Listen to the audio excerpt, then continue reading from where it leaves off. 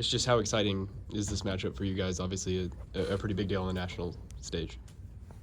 I mean, for me, it's pretty exciting because, I'm a freshman about to play a top 25 team, so I'm just excited, ready to work hard, try to get the dub. And Javon, I imagine this is why you came to Oklahoma State for games like this. Exactly. How excited are you for this? Yeah, I'm really excited. Trying not to let anything get to me, but I'm also excited to play a top 25 team. A few NBA players on that team, and I'm just more focused on getting the win. For how the season started, not how you guys would want. I imagine a win on Thursday could give you guys a clean slate moving forward. Is that something you think about? Can you think about that? What's kind of your mindset on that? One game at a time. Like you said, we lost some games we shouldn't have lost. But we also have some players that's still coming off an injury. So, I feel like we haven't had our whole team fully healthy yet. And, the win is much needed, definitely possible. But, just one game at a time. Brandon, how familiar are you with Trey? Did you guys play together? We really didn't play much together because he's older than me. But, I play with Team Griffin, so at practice he'll be there, little camps and stuff. We'll play against each other, and just hometown friend. So is what he's been able to do at Creighton, does that surprise you at all?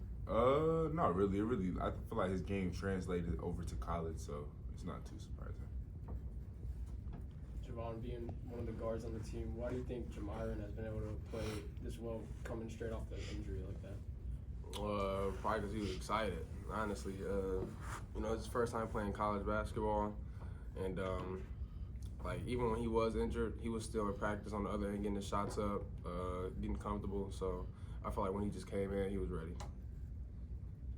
Brandon, how would you assess your first month of college basketball so far? I ain't gonna lie, the first game, I wasn't playing to my potential, but then after that, I picked it up. So right now, I say I'm doing pretty good, just trying to stay consistent. Has there been a moment where something's clicked for you, either offensively, defensively, or just a little thing? I'll say defensively, stuff been clicking mainly, but offensive, I feel like it's still coming. What do you feel like you have to do to get to the point where you want to be at? Just keep working out, just keep staying in the gym, and it'll come. What are you guys' expectations fan-wise for Thursday? I expect there to be quite a bit of people there. I like playing in front of big crowds too, so I feel like that'll help. But I definitely expect our students to come back from break. Our fans just to be there, so I expect quite a few people to be there. You guys have had a bit of a break between your last game and going into this one. What's practice been like over this last week or so? We've been getting after it. Coach gave us a couple of days off, but yesterday we got after it. We've been practicing. So yeah.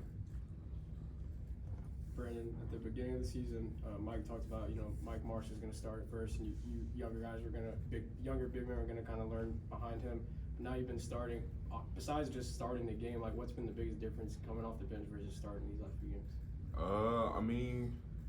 Really not a much difference. Just I just go out there and do my job. Mainly just when Coach B called me, I'm just ready. That's the biggest thing.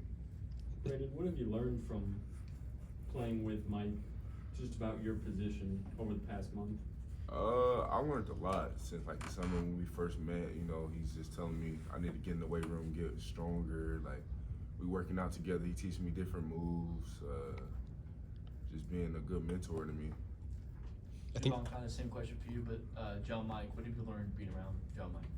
I know John might like to talk a lot, but just trying to pick up on my leadership role from John Mike. He was here last year. He's a more vocal guy than I am. I don't really like to talk that much.